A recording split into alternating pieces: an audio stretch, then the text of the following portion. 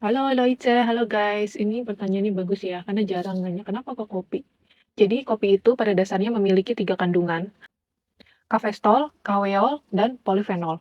Kafeindol dan kaweol ini termasuk dalam fraksi atau bagian dari kopi oil. Dia sifatnya itu seperti lemak. Jadi si kafeindol dan kaweol ini dia bekerja targetnya adalah di hati, sedangkan polifenol yang memiliki efek antioksidan juga dan katanya juga memiliki efek melapisi mukosa gitu ya itu bekerjanya lebih ke sistemik dan lebih ke arah usus. Kafeindol dan kaweol ini memiliki sifat antioksidan dan memiliki sifat antiinflamasi atau anti peradangan yang dikerjakannya itu secara lokal di hati. Jadi dia membantu hati untuk mendetoksifikasi lebih baik. Nah, kenapa sih kafeindol dan kaweol ini disebut bisa meningkatkan antioksidan? Karena dia merangsang satu enzim di dalam hati yang namanya enzim GST atau glutathione S transferase yang akan menjadi glutathione yang kalau kalian tahu glutathione itu yang biasa disuntik sebagai suntik-suntik pencerah gitu. Nah, sebenarnya tubuh kita sendiri itu juga memiliki glutathione yang diproduksi sama tubuh kita ya, istilahnya glutathione endogen, artinya yang diproduksi di dalam atau dari dalam. Nah, terus kenapa kok lewat enema kopinya, nggak lewat oral diminum aja?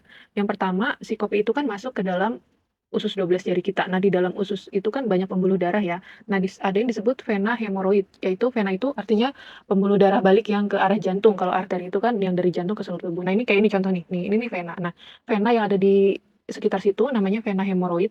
Ya, kalau kalian tahu wasir, nah wasir itu istilahnya hemoroid. Nah, jadi pokoknya area vena yang ada di sekitar situ, si vena hemoroid itu akan langsung masuk ke vena portal yang ada di hati. Jadi efeknya langsung cepat ke hati. Nah, dengan merangsang cepat ke hati, akhirnya fungsi daripada detox itu akan berlangsung lebih cepat ketimbang kopi itu kalau yang kedua, kafein itu bisa meningkatkan aliran empedu. Tadi kan dia merangsang peningkatan aliran pembuluh darah portal di hati, sehingga aliran empedu itu lebih terbuka gitu jalur. Lalu si kafein itu juga kan mempunyai efek vasodilatasi ya, yang artinya melebarkan melebarkan pembuluh darah gitu.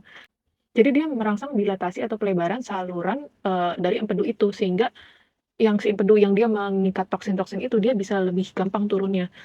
Pada pasien yang memiliki kondisi batu empedu akan lebih cepat diterapi dengan enema kopi yang digabung dengan terapi lain, misalnya dibantu dengan minum jus apel hijau, lalu olive oil yang dicampur dengan lemon atau jeruk nipis. Dan pernah satu pengalaman membantu seseorang yang saat itu didiagnosa batu empedu oleh dokter dan dokter saat itu juga menyarankan untuk langsung segera dioperasi. Tetapi karena pasiennya menolak, mau mencoba terapi dengan obat medis dulu, lalu diminum obatnya tapi masih terasa sakit, berobat kembali, lalu disarankan dihabiskan dulu saja obatnya. Lalu karena memang sudah punya pengalaman untuk berenema, jadi sudah tidak aneh dengan enema, lalu diterapilah beberapa hari, 3 sampai 4 hari atau sampai 5 hari, rutin sehari 2 kali ya minum jus dan campuran olive oil tadi dan juga enema 1 sampai 2 kali sehari.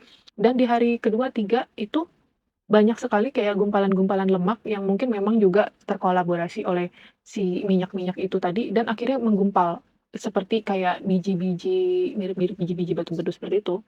Oke, itu dibahas di lain waktu aja. Nah, yang ketiga si kafeindol dan kaweol tadi itu kan yang meningkatkan GST ya, yang enzim antioksidan kita yang ada di dalam. Nah, karena banyaknya enzim GST itu, maka lebih mudah diangkut atau diikatnya toksin-toksin kita dan lebih mudah keluar lewat tubuh. Oke, jadi itu aja singkatnya kenapa pemilihannya kopi. Yang pasti Dr. Max Gerson yang mempopulerkan metode enema kopi lewat satu serangkaian metode yang disebut terapi Gerson ini pasti sudah memiliki banyak alasan, mungkin pencarian, penelitian dan lain-lain sehingga metode enema kopi ini cukup populer ya di kalangan yang memang mengikutinya dan bahkan juga dilakukan oleh anak kecil itu bisa untuk kasus-kasus tertentu. Oke, sekian. Dankeschön, tschüssi, bye-bye.